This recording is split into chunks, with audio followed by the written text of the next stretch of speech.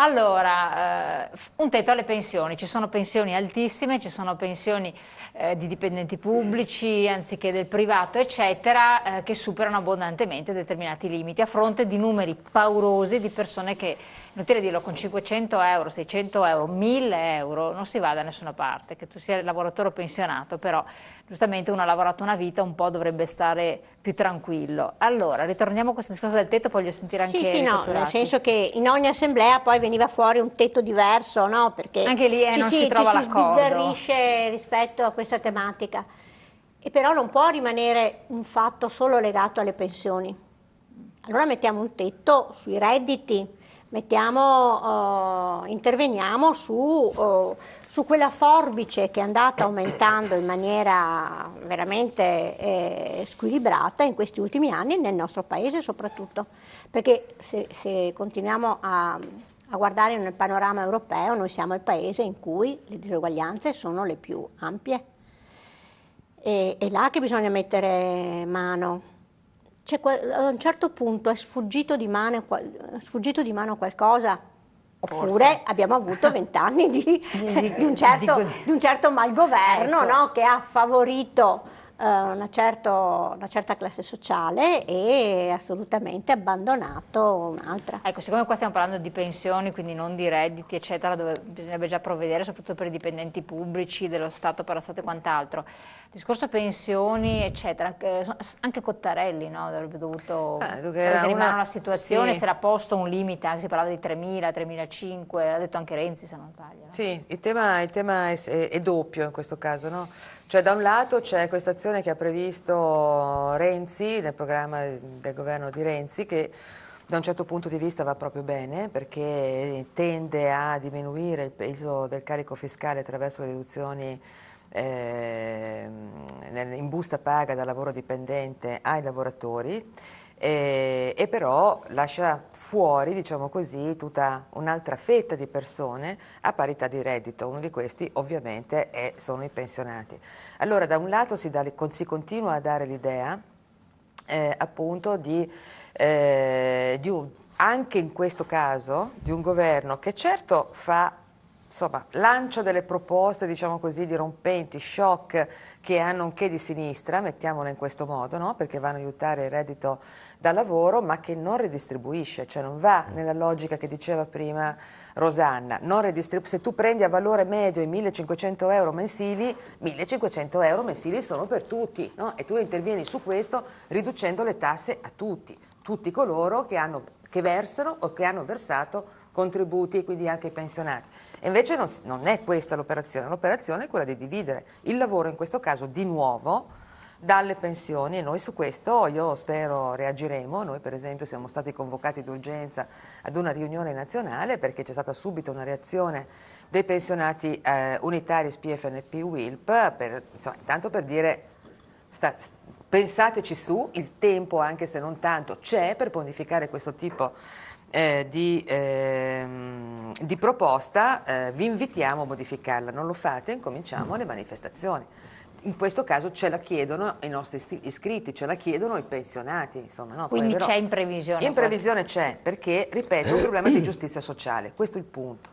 L'altra cosa che invece si diceva adesso, io sono molto d'accordo, e siccome è che bisogna mettere un tetto, o perlomeno bisogna dare un range, come dire, no? Garantire una pensione minima per tutti, che sia, no? una pensione di garanzia di sopravvivenza per tutti i pensionati e per tutte le pensionate. Perché sarebbe la sociale, quello che magari Esatto, no? E tu però devi dare un valore, perché un valore ce l'ha quando tu dici che il 18% della popolazione a rischio di povertà relativa, quando dici che insomma, dai questi numeri, hai un valore economico in testa, quindi bisogna che ci si metta attorno a un tavolo e si incominci a fare ad avanzare delle proposte, a fare delle simulazioni, a capire, a fotografare come i dati ce li abbiamo noi, ce li avrà sicuramente l'INPS, il governo, il ministero, ce l'hanno tutti, e incominciamo a valutare se questo è possibile e a che punto. Quindi un range che garantisca un minimo, come succede in molti paesi europei, ma garantisca anche un massimo da contributo.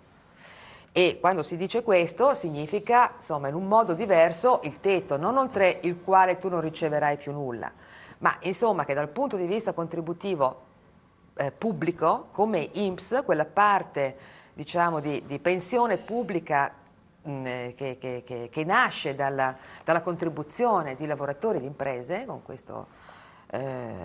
il meccanismo di cui abbiamo parlato prima, non possa andare oltre un certo limite. Sono i 3.000 euro al mese netti? Io penso che questa sia un'assurdità, lo penso personalmente, capisco che i 3.000 euro netti al mese sono un valore rispetto alla media delle pensioni alto, ma è anche vero che questo reddito, questa pensione netta, tante volte corrisponde a un lavoro cioè di dirigente, magari che ha versato i contributi per 40-45 anni, esatto, sempre, e magari non è neanche un evasore, anzi, no? Allora bisogna, prima di sparare, perché l'ha fatto Cottarelli? Perché Cottarelli ha l'obiettivo, come si chiama, il direttore della quello che dovrebbe insomma tagliare 32 miliardi di euro in 3 anni attraverso la revisione della spesa pubblica, e appunto ancora una volta io spero oggi dovrebbe avere relazionato in commissione parlamentare, non ho sentito, però non sono aggiornata, e però appunto se una delle sue prime uscite è stata quella di suggerire di mettere le mani sulle pensioni con valore contributivo, non ci siamo un'altra volta, capito? Non ci siamo, cioè qui si perde l'orizzonte. Io penso che la cosa che diceva prima il pensionato di Lendinara sia, insomma, è un altro dei punti molto dibattuti e molto sentiti, perché il tema delle pensioni è sentito per le ragioni che si stavano dicendo adesso, perché non hanno più il valore economico di un tempo, perché non c'è più la certezza, perché basta un voto in Parlamento di una maggioranza di eletti per modificare una vita di contributi, ma le pensioni sono emerse come discussione, come diceva giustamente lui, anche perché viene rimproverato a noi di non avere reagito a sufficienza. Bravissima, infatti questo è un aspetto che ci viene detto anche a noi in diversi messaggi che ci arrivano e che dobbiamo cercare in qualche modo di farlo passare, far capire che se c'è stato un cambiamento adesso in che versante viene ad essere. Sì, prego, da dove viene? Intanto volevo sottolineare l'importanza di queste trasmissioni per i momenti in cui il nostro paese sta vivendo. Credo che portare informazione e portare alla ribalta i problemi che ci sono sia un fatto secondo me fondamentale. Volevo appunto allacciarmi alla frase che ha affermato adesso il nostro segretario regionale, cioè che a volte basta un voto in Parlamento per stravolgere la vita delle persone. Ecco, io quello che mi chiedo, quello che mi domando, al di là della battuta sulla Fornero che mentre presentava la sua riforma si è messa a piangere, perché credo che la Fornero in quell'occasione era cosciente del danno che stava creando. Noi italiani no, noi abbiamo guardato quelle lacrime pensando chissà che cosa. Lei invece con quelle lacrime, da persona umana qual è, sicuramente in quel momento ha riversato dentro di sé tutta l'amarezza della porcata che stava creando. Ma al di là di questo voglio dire, allacciandomi alla frase che basta un voto in Parlamento, io mi sono sempre domandato che in questo paese è difficile cambiare i diritti acquisiti. Soprattutto certi diritti acquisiti. Esatto, certi, ecco, ci stiamo già capendo. Voglio dire io ho sempre sostenuto, ero un lavoratore, che una persona che ha lavorato 40 anni ha non la possibilità, ha il diritto di andare in pensione, perché quello era, e secondo me dovrebbe restare, un diritto acquisito. Però con la riforma Fornero quel diritto acquisito è cambiato. Adesso, in un momento come questo, le pensioni d'oro perché non si possono toccare? Perché sono diritti acquisiti. Allora non siamo tutti cittadini di Serie A, siamo come sempre, ci sono cittadini di Serie A, cittadini di Serie B. Su questo secondo me sarebbe giusto iniziare ad impostare una battaglia su quei diritti acquisiti di gente che ha vissuto in maniera, si può dire, in maniera bagorda, e naturalmente non paga questa crisi, che sicuramente i manager, i direttori sono anche parte integrante di dove siamo finiti. Loro non pagano, paghiamo noi che abbiamo pagato prima e continuiamo a pagare adesso. Io credo che come Renzi ha trovato, mi auguro non ha trovato.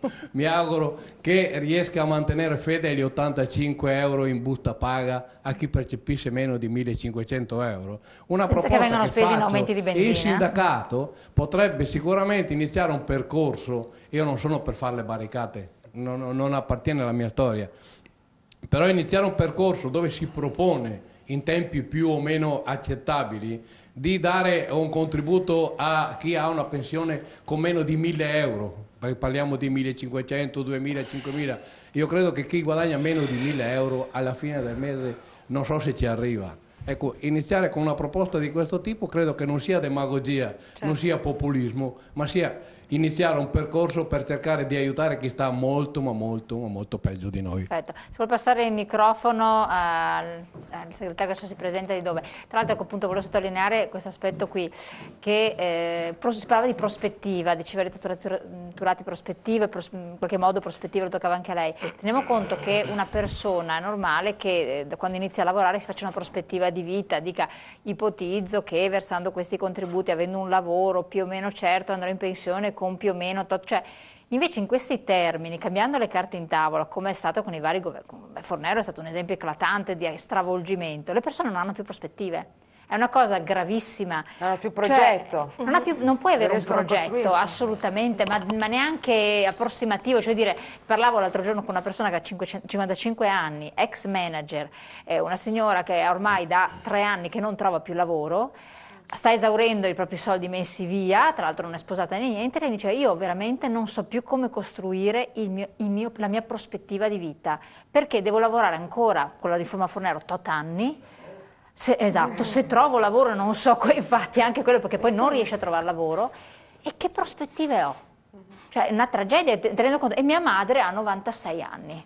Cioè, prospettiva di vita è vivere anche tu 96 anni, cioè, pensa a te, cioè, veramente ti vengono i brividi, però cosa fai? Metti via i soldi come? Quanto? E poi le dice i soldi però in banca mi vengono toccati, c'è anche questo, cioè non hai certezze, non ci sono certezze per le imprese, non ci sono certezze per i lavoratori, non ci sono per i pensionati, non c'è neanche per una prospettiva di pensione privata, no? Cioè è una tragedia, attenzione, è meglio non pensarci troppo, prego.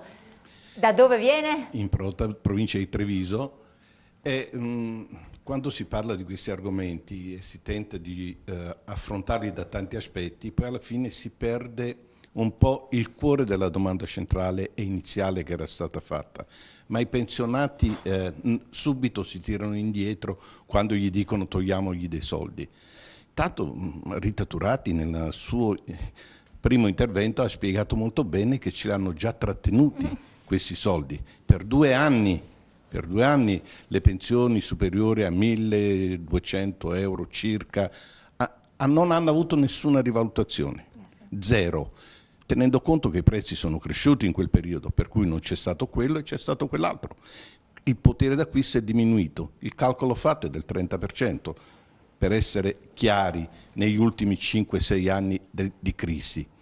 Ma detto questo, resta un fatto semplice, che dopo che si sono presi questi soldi non sono andati a dare una risposta a quello che era il primo problema che hanno posto i pensionati, ma ai miei figli gli avete dato una risposta. Perché era quella l'aspettativa. L'unica risposta che viene continuamente data è quella che devono continuare a fare i precari a vita. E può essere questo il progetto di un paese, di immaginare che si possa continuare sempre con la precarietà dei giovani. È chiaro che non hanno una prospettiva per una pensione, è chiaro che si arrabbiano che i pensionati abbiano una pensione, ma questo è quello che deve fare uno Stato, quello di assicurare che ci sia nella vita lavorativa, pur con le discontinuità che possono esserci, comunque la garanzia di una pensione. Quello che manca è questo a questo Paese. E io purtroppo vedo che anche chi oggi ci governa continua con un po' di demagogia a far emergere solo il fatto che i pensionati sono quelli che in qualche modo se lo sono trovati, sono ricchi di famiglia. Non è proprio così, perché quelle pensioni, anche decenti, anche buone pensioni, sono frutto di contributi versati da noi. Assolutamente, ma poi che domani ci si prospetta, attenzione, perché non so veramente anche questo. Allora voglio dare la parola a Daniele Argenton e però anche a Rita Turati, subito dopo la pubblicità, pochi secondi, tempo vola, mi rendo conto.